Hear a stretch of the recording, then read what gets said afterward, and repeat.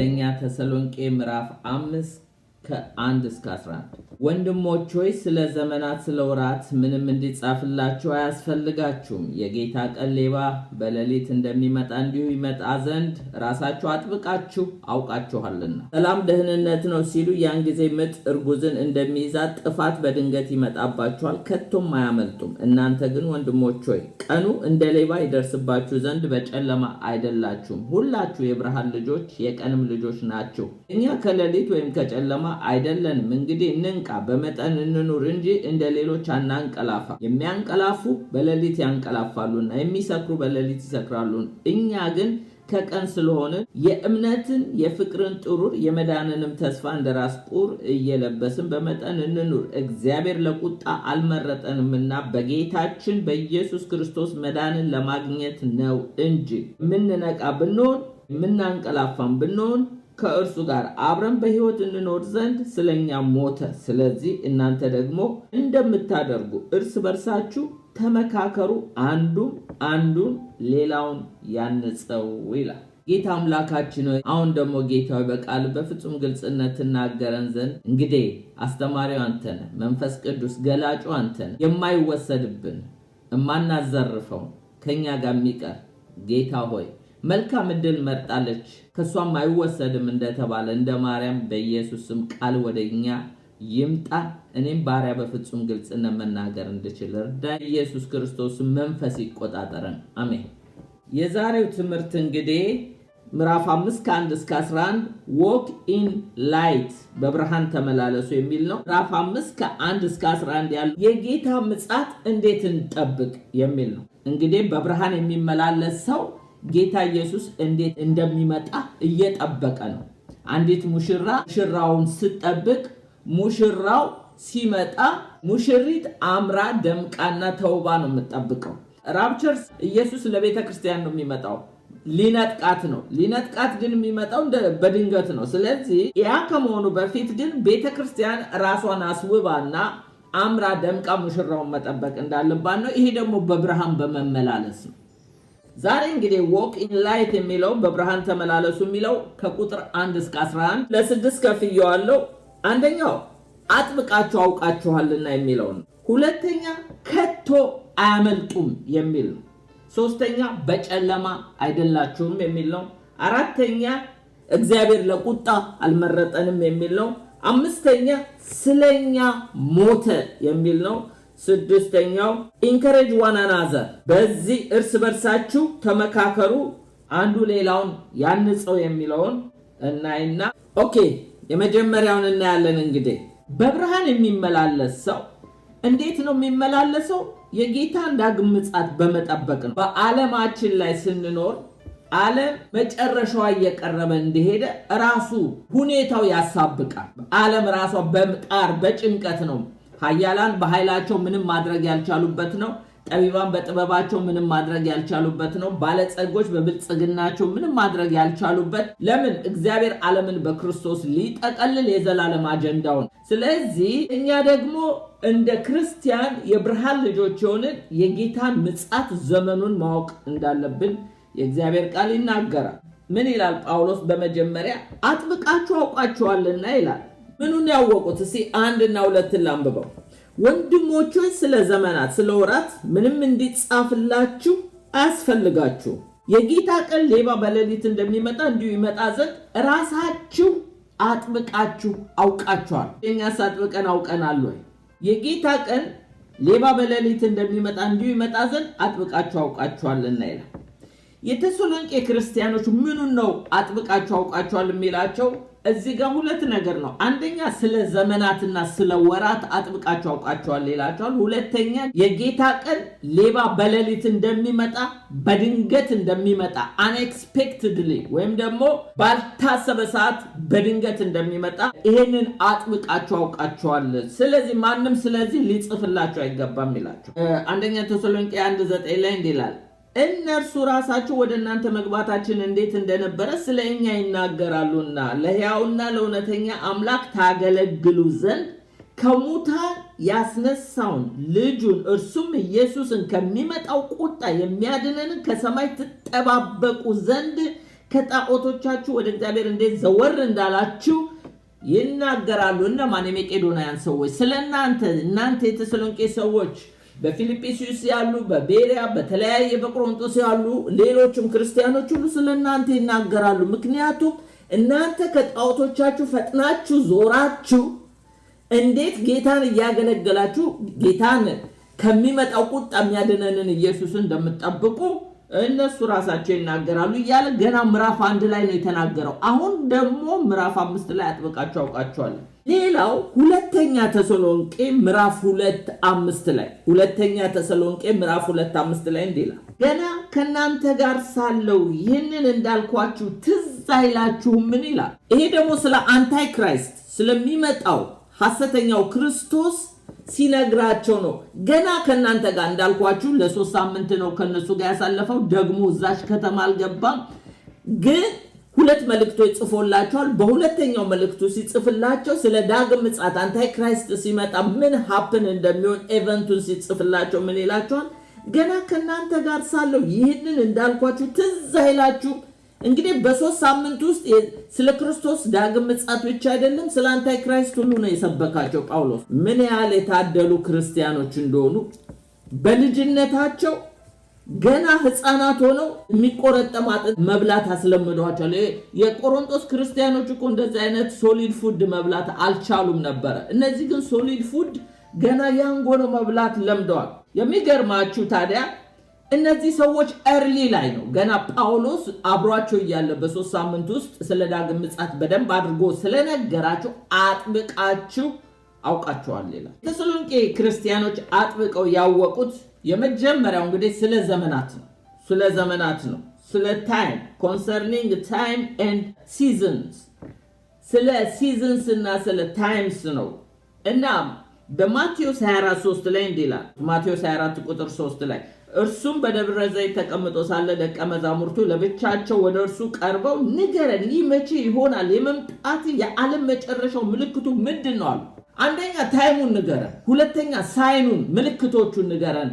አንተ ስትመጣ ምንድን ነው የሚሆነው? የዓለም መጨረሻ ምንድን ነው ብለዋል።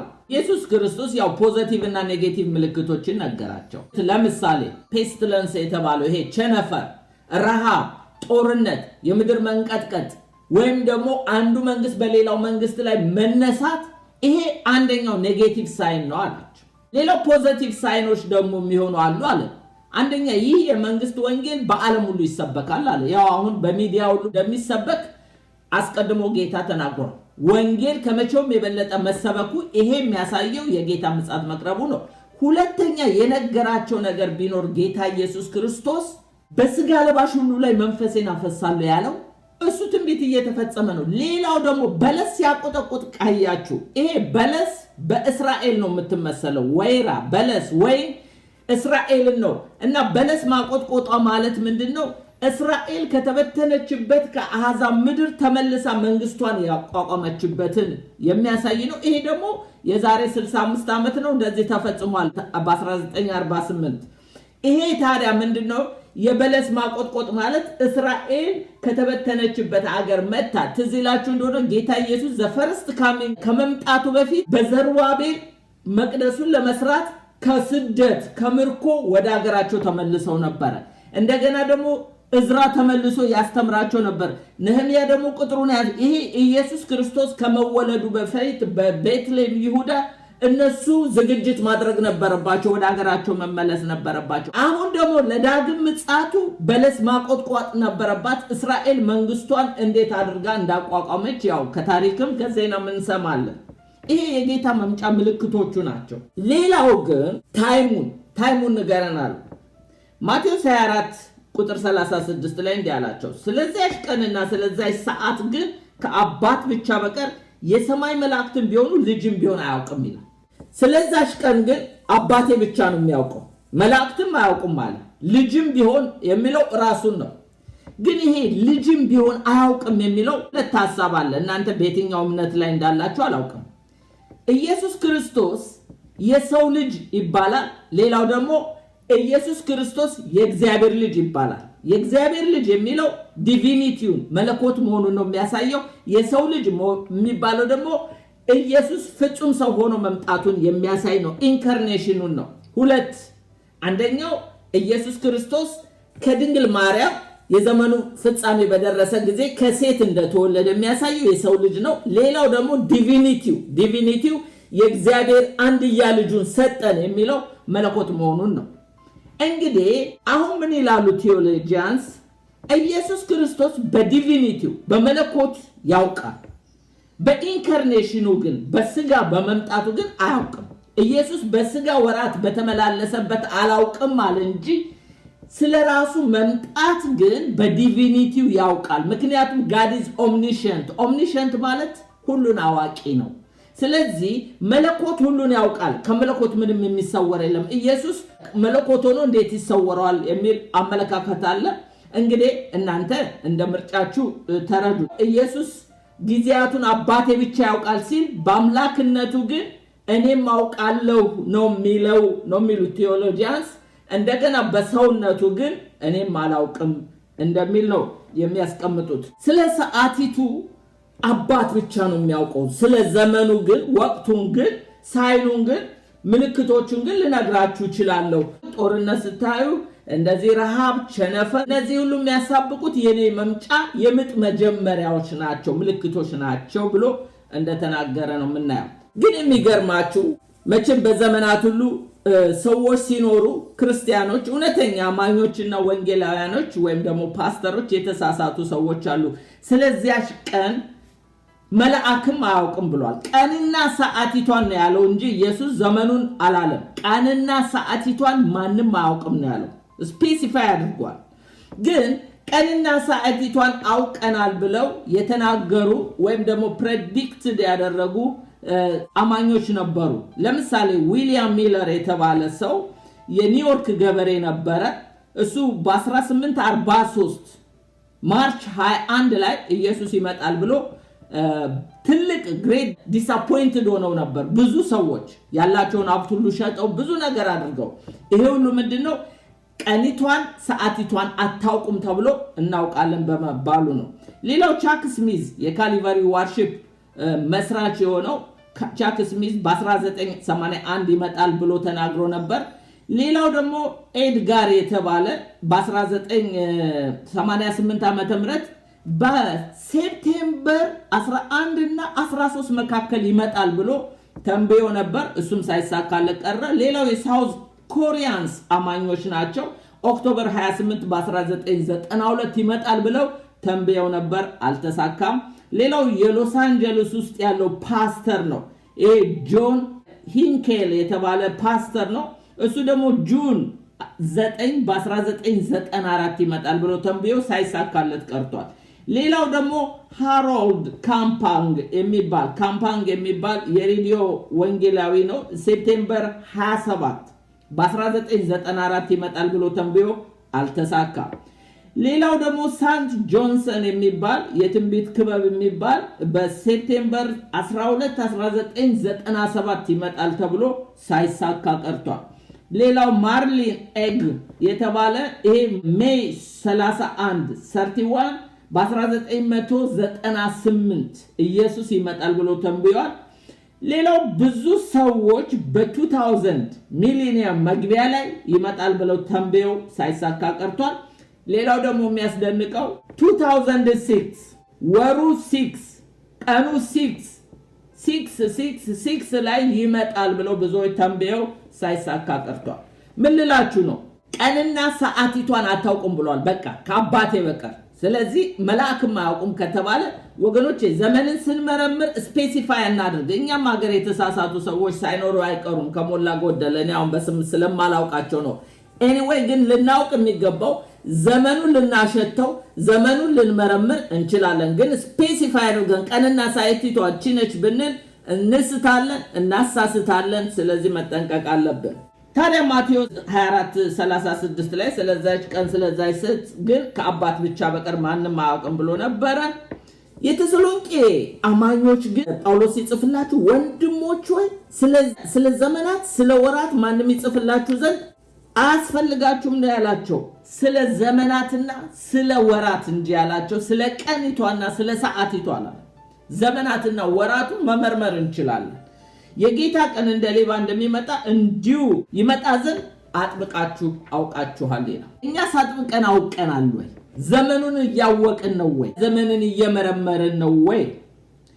በአንደኛ ዜና 12:23 ላይ እንደ እግዚአብሔር ቃል የሳኦልን መንግስት ወደ እርሱ ይመልሱ ዘንድ በኬብሮን ሳለ ወደ ዳዊት የመጡ የሰራዊት አለቆች ቁጥር ይህ ነው ይላል።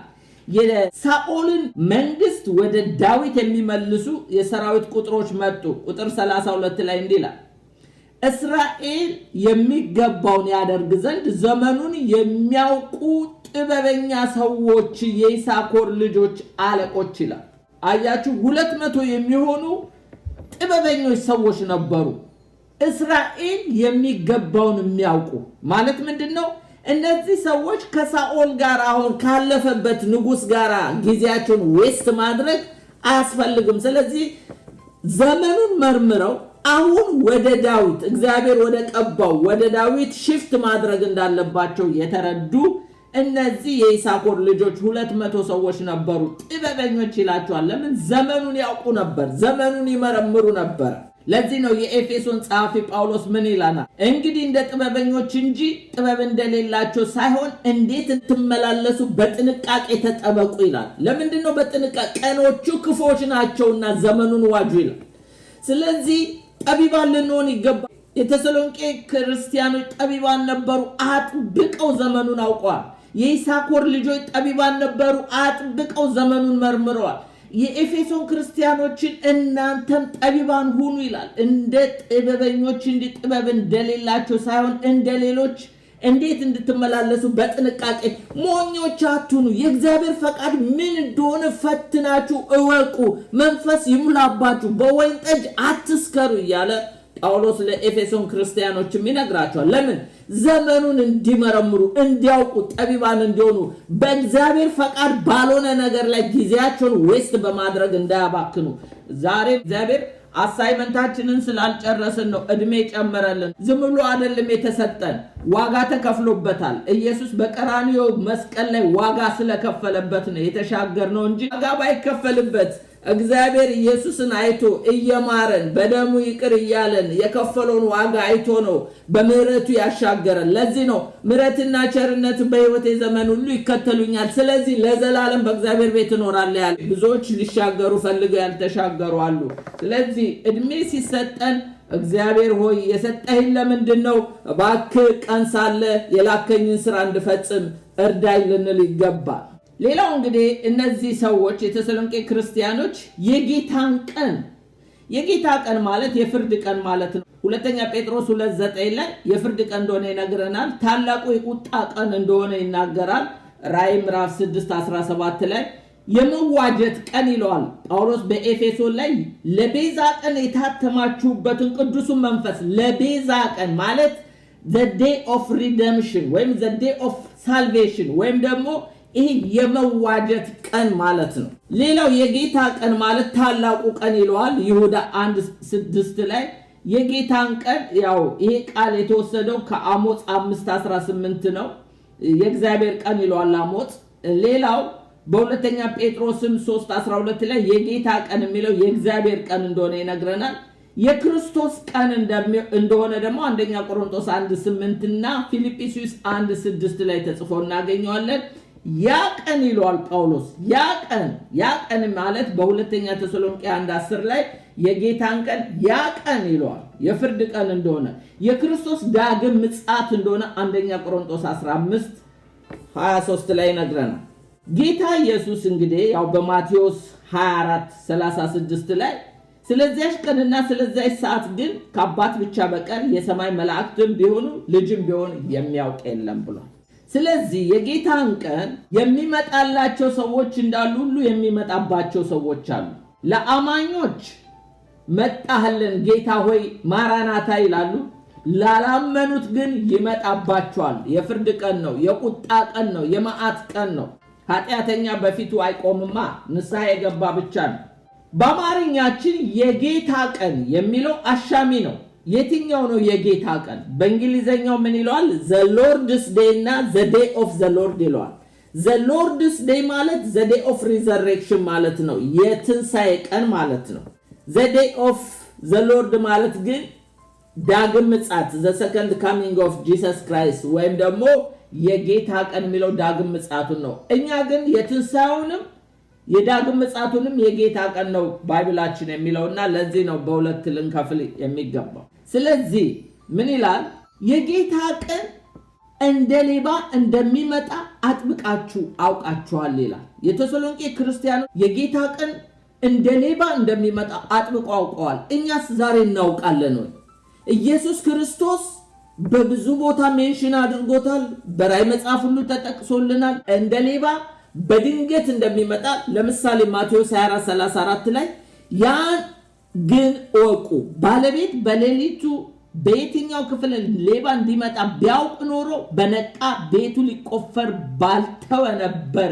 ስለዚህ አመጣጤ እንደ ሌባ ነው ወቁ ብሏል በራእይ 3:3 ላይ እንደዚህ ይላል እንግዲህ እንዴት እንደተቀበልክ እንደሰማህ አስብ ጠብቀው ንስሐ ግባ እንግዲህ ባትነቃ እንደ ሌባ እመጣብሃለሁ በማናቸው ሰዓት እንድመጣብህ ከቶ አታውቅም ይላል በራእይ 16:15 ላይ እነሆ እንደ ሌባ ሆኜ እመጣለሁ ራቁቱን እንዳይሄድ ህፍረቱን እንዳያዩ ነቅቶ ልብሱን የሚጠብቅ ብፁዕ ነው ይላል ሁለተኛ ጴጥሮስ 3:10 ላይ እንዲላል የጌታ ቀን ግን እንደ ሌባ ሆኖ ይመጣል ይላል ተሰሎንቄ ምዕራፍ 5:4 ላይ እናንተ ግን ወንድሞች ሆይ ቀኑ እንደ ሌባ ይደርስባችሁ ዘንድ በጨለማ አይደላችሁም ይላል ግን ታውቃላችሁ ግን እናንተ በጨለማ አይደላችሁም ይላል ስለዚህ እናንተ ወንድሞች ሆይ ኢየሱስ እንደ ሌባ እንደሚመጣ ታውቃላችሁና በድንገት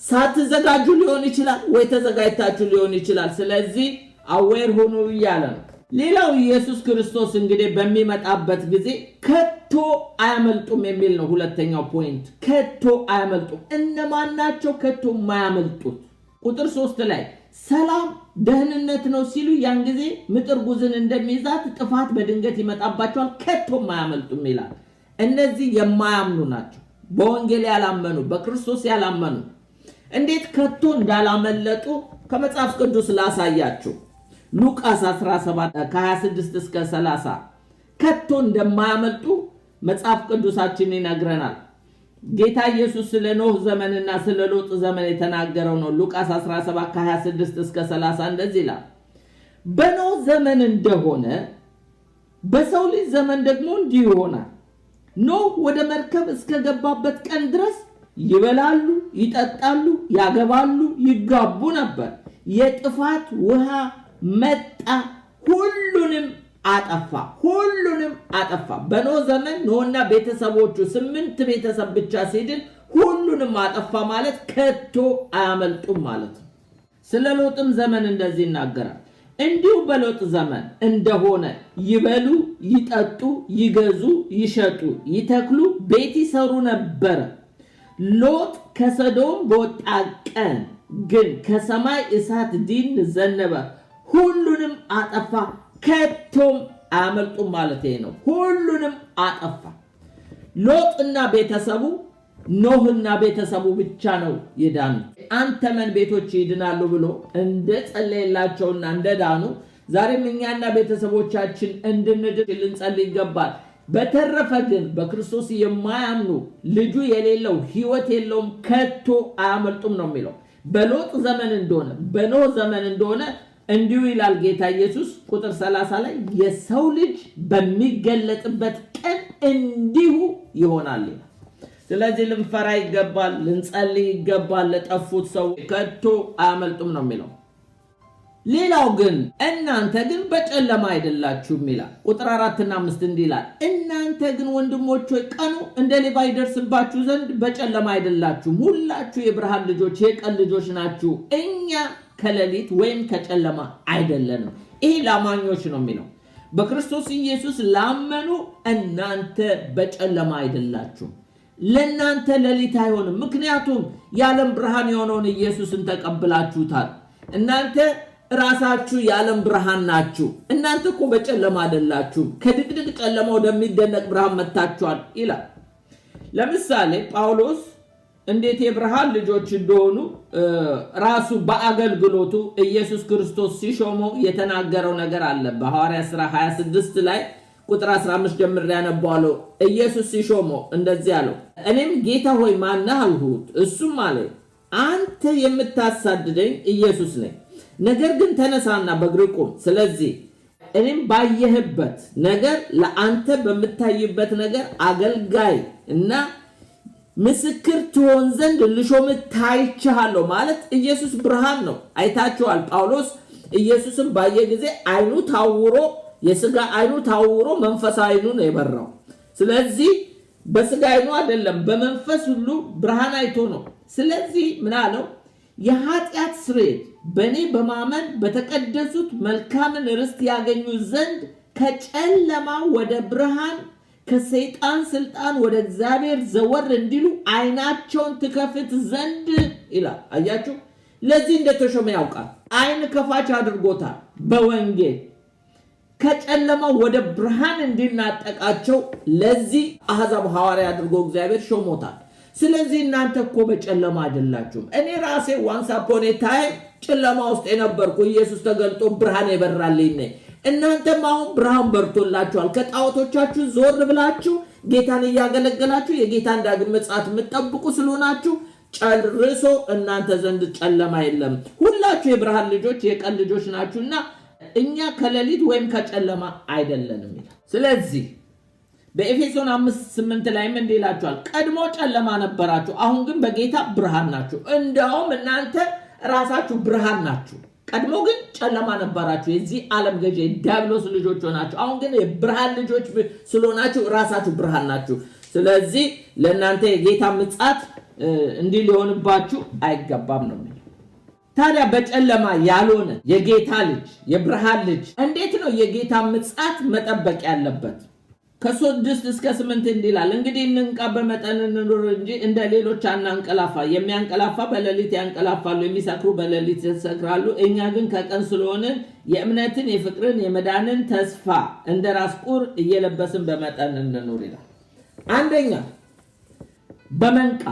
በመንቃት ምክንያቱም እኛ የብርሃን ልጆች ነን። ማንቀላፋት አይገባንም። ማንቀላፋት ማለት በስጋ መመላለስ ማለት ነው። ሁለተኛ በመጠን መኖር፣ ለሁሉ ነገር መጠን እንዲኖረን ይናገራል። ሌላው መልበስ ያለብን ነገር እንዳለ ነው። እዚህ ጋር የእምነት ጥሩር፣ የፍቅር ጥሩር፣ የመዳን ተስፋ። እስቲ እናያለን። ለምንድን ነው መልበስ ያለባቸው? ምክንያቱም ቅድም እንዳነበብኩት ራዕይ 16:15 ላይ እነሆ እንደ ሌባ ሆኜ እመጣለሁ፣ ራቁቱን እንዳይሄድ እፍረቱን እንዳያዩ ነቅቶ ልብሱን የሚጠብቅ ብፁዕ ነው ስለሚል ነው። እስቲ ስለ ልብስም እናያለን። በመጀመሪያ የጌታ ምጽአት የሚጠብቅ ሰው እንዴት መመላለስ አለበት? በመንቃት ነው። የጌታ ምጽአት እንዴት ነቅተን ጠብቅ? ማቴዎስ 24:42 ላይ እንዲላል፣ ጌታችሁ በምን ሰዓት እንዲመጣ አታውቁምና እንግዲህ ንቁ ይላል። ያንን ግን ወቁ፣ ባለቤት ከሌሊቱ በየትኛው ክፍል ሌባ እንዲመጣ ቢያውቅ ኖሮ በነቃ ቤቱን ሊቆፈር ባልወደደ ነበር። ስለዚህ ንቁ ይላል። ማቴዎስ 25:13 ላይ ቀኒቱንና ሰዓቲቱን አታውቁምና እንግዲህ ንቁ ይላል። ምክንያቱም የጌታ መጣጥ በድንገት ነው። ሌላው በማርቆስ 13:34 ላይ እንዲላል፣ ቤቱን ትቶ ወደ ሌላ አገር እንደሄደ ሰው ነው ባሮቹን ስልጣን ለእያንዳንዱ ስራውን ሰጥቶ በረኛውን እንዲተጋ አዘዘ ይላል። ቁጥር 35 እንግዲህ በማታ ቢሆን ወይም ደግሞ በኩለ ሌሊት ወይም ዶሮ ሲጮህ ወይም በማለዳ ቢሆን ባለቤቱ መቼ እንዲመጣ አታውቁምና ድንገት መጥቶ ተኝታችሁ እንዳያገኛችሁ፣ ስለዚህ ትጉ። ለእናንተ የምነግራችሁ ለሁሉ እናገራለሁ፣ ትጉ ይላል። ስለዚህ ክርስቲያን ነቅቶ መጠበቅ እንዳለበት የእግዚአብሔር ቃል። ስለዚህ ጌታ የሚጠብቅ ሰው መንፈሳዊ መንቃት ወይም መነቃቃት ውስጥ ወይም ሪቫይቫል ውስጥ ልንሆን ይገባል። ተደብተን አዚም ውስጥ ገብተን እንደ ገላትያ ክርስቲያኖች ደንዝዘን መጠበቅ የለብንም የጌታን ምጽአት። ሮሜ 13:12 ላይ ሌሊቱ አልፏልና ቀኑ ቀርቧልና እንግዲህ የጨለማውን ስራ አውጥተን የብርሃን ጋሻን እንልበስ ይላል። ስለዚህ የጨለማውን ስራ እናውጣ ይላል። እንግዲህ አንደኛው በመንቃት ነው። ሁለተኛው በመጠን መኖር። የጌታ ምጽአት የምንጠብቅ የጌታ ምጽአት የሚጠብቅ ክርስቲያን በአንደኛ ጴጥሮስ 1:13 ላይ ስለዚህ የልቦናችሁ ነገር ታጥቃችሁ በመጠን ኖራችሁ ኢየሱስ ክርስቶስ ሲገለጥ የምታገኙትን ጸጋ ፈጽማችሁ ተስፋ አድርጉ። እናንተ በመጠን ኑሩ፣ ሌክቸረር ላይፍ ውስጥ አትግቡ። ምክንያቱም ኢየሱስ ሲገለጥ የምታገኙትን ጸጋ ፈጽማችሁ ተስፋ አድርጉ እንጂ ልክ ያለፈ ኑሮ ውስጥ አትግቡ። ምክንያቱም አንዳንዶች ብልጽግናን ሲሹ ያው የዚህ ዓለም ነገር ዘሩ ከበቀለ ወዲያ በትዳር ምክንያት አንዳንዶቹ በሾህ ላይ እንደተዘራው ዘር ታንቀው ፍሬያቸው ሁሉ ታንቆ ስለሚያይ እናንተ ግን እንደዛ አትጠብቁት። ጌታ ነው የሚለው በመጠን ልክ ይኑራችሁ ነው የሚለው። አንደኛ ጴጥሮስ 4:8 ላይ ትጸልዩ ዘንድ በመጠን ኑሩ። ለጸሎትም መጸለይ የምንችለው መጠን ሲኖረን ነው ይላል። በአንደኛ ጴጥሮስ 5:8 ላይ በመጠን ኑሩ፣ ንቁ፣ ባላጋራችሁ ዲያብሎስ የሚውጠውን ፈልጎ እንደሚያገሳ አንበሳ በዙሪያችሁ ይዞራል። ስለዚህ ጌታን ምጽአት የሚጠብቅ ሰው የነቃ በመጠን የሚኖር ሌላው ደግሞ ልበሱ የሚለንን ነው። ምን አይነት ልብስ ነው መልበስ ያለብን? ምክንያቱም ቅድም እንዳነበብኩላችሁ በራእይ 16:15 ላይ እነሆ እንደ ሌባ ሆኜ እመጣለሁ፣ ራቁቱን እንዳይሄድ እፍረቱን እንዳያዩ ነቅቶ ልብሱን የሚጠብቅ ብፁዕ ነው ይላል። ስለዚህ ልብሳችንን መጠበቅ ስላለብን እያንዳንዳችን ራቁታም ሆነን ጌታ እንዳይመጣ ታዲያ ምን ልልበስ? የሚለበሰውን የልብስ አይነት እነግራችኋለሁ። ሮሜ 13:14 ላይ ነገር ግን ጌታችን ኢየሱስ ክርስቶስን ልበሱ ይላል። ኢየሱስ ይለበሳል። ኢየሱስ ትሁት ነው፣ ትህትና ይለበሳል። ፍቅር ነው፣ ፍቅሩ ይለበሳል። ቸር ነው፣ ቸርነቱ ይለበሳል። ደግ ነው፣ ደግነቱ ይለበሳል። የዋህ ነው፣ የዋህነቱ ይለበሳል። ይሄንን ኢየሱስን ልበሱት ይላል። ኤፌሶን 4:24 ላይ ምን ይላል? ለእውነት በሚሆን ጽድቅ ቅድስና እንደ እግዚአብሔር ምሳሌ የተፈጠረውን አዲሱን ሰው ልበሱት፣ አሮጌውን ሰው አስወግዱት። ይሄ ድሮ ትመላለሱበት የነበረውን ነገር አስወግዱና አዲሱን ሰው ልበሱት ይላል። ሌላው ኤፌሶን 6:11 ላይ ደግሞ እንደ ጦረኛ እንደ ክርስቲያን ስፒሪቹዋል ዋርፌር ያለብን ለስፒሪቹዋል ዋርፌር ኢንጌጅድ የሆነ ስለሆነን ውጊያ ስላለብን ጦርነት ስላለብን የእግዚአብሔርን ቃጦር ሁሉ መልበስ እንዳለብን ኤፌሶን 6:11 ላይ የዲያብሎስን ሽንገላ ትቃወሙ ዘንድ እንዲቻላችሁ የእግዚአብሔርን ቃጦር ሁሉ ልበሱ ይላል። ዌፐኖቹ ምን እንደሆኑ ሄዳችሁ ማየት ትችላላችሁ ኤፌሶን 6 ላይ። ሌላው ቆላስይስ 3:12 ላይ የልብስ አይነቱን ያሳየናል። ይሄ ምንድነው? እንግዲህ እንደ እግዚአብሔር ምርጦች ቅዱሳን ሆናችሁ የተወደዳችሁ ሆናችሁ ምሕረትን፣ ርህራሄን፣ ቸርነትን፣ ትህትና፣ የዋህነትን፣ ትዕግስትን ልበሱ ይላል። በሌላ ቋንቋ ክርስቶስን መልበስ ማለት፣ በሌላ ቋንቋ የመንፈስ ቅዱስ ፍሬ ማፍራት ማለት ነው። ይሄን ለብሳችሁ ጌታን ጠብቁ። ቆላስይስ 3:14 ላይ ደግሞ በእነዚህ ሁሉ የፍጻሜ ማሰሪያ የሆነውን ፍቅርን ልበሱት ይላል። ለምን? እነሆ እንደ ሌባ ሆኜ እመጣለሁ፣ ራቁቱን እንዳይሄድ ህፍረቱን እንዳያዩ ነቅቶ ልብሱን የሚጠብቅ እሱ ብፁዕ ነው ይላል። አዘርፈን በፍቅር ፋንታ ጥላቻ ለብሰን በርህራሄ ፋንታ ክፋትን አመፅን ለብሰን እንዳንጠብቀው ደግነትን ለብሰን ቸርነትን ለብሰን ይሄን እንድንጠብቀው ጌታ ሲመጣ እርቃናችንን እንዳያገኘን አሮጌውን አዳም ለብሰን እንዳንገኝ አዲሱን ሰው አዲሱን አዳም ለብሰን እንድንገኝ የእግዚአብሔር ቃል ይመክረናል። የእግዚአብሔር ፐርፐዝ እንግዲህ ለአማኞች ምንድነው? ቁጥር 9 ላይ እግዚአብሔር ለቁጣ አልመረጠንም በጌታችን በኢየሱስ ክርስቶስ መዳንን ለማግኘት ነው እንጂ እኛ የቁጣ ልጆች አይደለንም። ኖ ሞር ኮንደምኔሽን በክርስቶስ ኢየሱስ ላሉ አሁን ኩነኔ የለባቸውም ይላል ሮሜ 8:1 ላይ። እኛ ለቁጣ የተመረጥን አይደለንም። እንደውም ስለ ራፕቸር ከዚህ በፊት ነግሬያችኋለሁ። እነዛ ሶስቱን ቪው አንደኛው ፕሪ ትሪቡሌሽን ቅድመ መከራ መነጠቅ የሚያምኑት እኛ ለቁጣ ስላልተመረጥን በ7 ዓመት መከራ ውስጥ አናልፍም የሚሉት ለዚህ ነው። እኛ የቁጣ ልጆች አይደለንም። ለምንድነው በግሬት ትሪቡሌሽን እኛ በዛ መከራ ለምንድነው የምናልፈው? እኛ የቁጣ ልጆች አይደለንም የሚሉት አንዱ ኤቪደንሳቸው ጥቅሳቸው ይሄ ነው። ምክንያቱም እኛ ለቁጣ አልተመረጥንም የቁጣ ልጆች እኛ የብርሃን ልጆች ነን ስለዚህ በግሬት ትሪቢሌሽን ቤተክርስቲያን አስቀድማ ትነጠቃለች የሚሉት ለዚህ ነው ሚድ ትሪቢሌሽን መንፈቀ መከራ መነጠቅና ፖስት ትሪቢሌሽን ድህረ መከራ መነጠቅ ግን እናልፋለን ይላሉ እንግዲህ እሱን ጌታ ሲመጣ ሁላችንም እናየዋለን ሌላው ስለኛ ሞተ ማን ጌታ ኢየሱስ ቁጥር 10 ላይ የምንነቃ ብንሆን የምናንቀላፋ ብንሆን ከእርሱ ጋር አብረን በሕይወት እንኖር ዘንድ ስለኛ ሞተ በጌታ ያንቀላፉትም ቢሆኑ እኛም ደግሞ ሳንሞት በሕይወት ያለኑ ለሁላችንም ጌታ ኢየሱስ ክርስቶስ ሞቶልናል ነው የሚለው ስለዚህ ስለኛ ኢየሱስ ክርስቶስ ሞቷል ይላል ቁጥር 10 ላይ ሮሜ 14:9 ላይ እንዲላል ስለዚህ ነገር ሙታንንም ሕያዋንንም ይገዛ ዘንድ ክርስቶስ ሞቷልና ሕያዋም ሆኗል ስለዚህ ክርስቶስ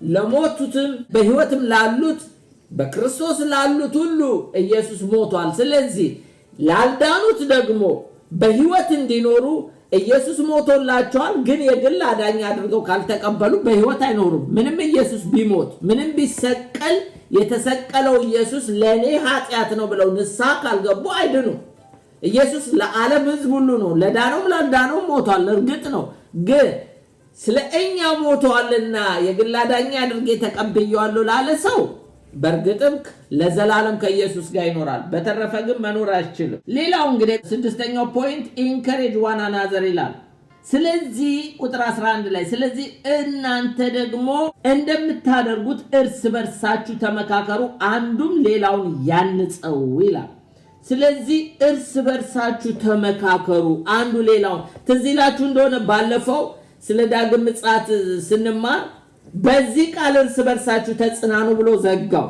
ዛሬ ደግሞ ሲዘጋው ጳውሎስ ስለ ዳግም ምጽአት ዝግጅት በብርሃን መመላለስ ስለሚገባቸው ቅዱሳን ሲናገር እንግዲህ ስለዚህ ደግሞ እናንተ እርስ በርሳችሁ ተመካከሩ አንዱ ሌላውን ያንጸው ይላል ስለዚህ ጌታን ዳግም ምጽአት የሚጠብቅ ሰው እርስ በርሱ ሊመካከር እርስ በርሱ ሊጽናና እርስ በርሱ ሊተናነጽ እንጂ ሊባላ ሊደባደብ ሊሰዳዳ ይገባው ዛሬ በዘረኝነት በጥላቻ ስንት ክርስቲያን እንኳን የጌታ ምጽአት መጠበቅ አይደለም በመድር ላይ እንኳን የክርስትናው ሽታው መዓዛው እስከ መጥፋት ደርሷል ኢየሱስን የሚጠብቅ በብርሃን የሚመላለስ ሰው ግን እርስ በርሱ እየተናነጸ እርስ በርሱ እየተመካከረ እርስ በርሱ ጌታ እኮ ሊመጣ ነው እያለ መጠበቅ ነው ያለበት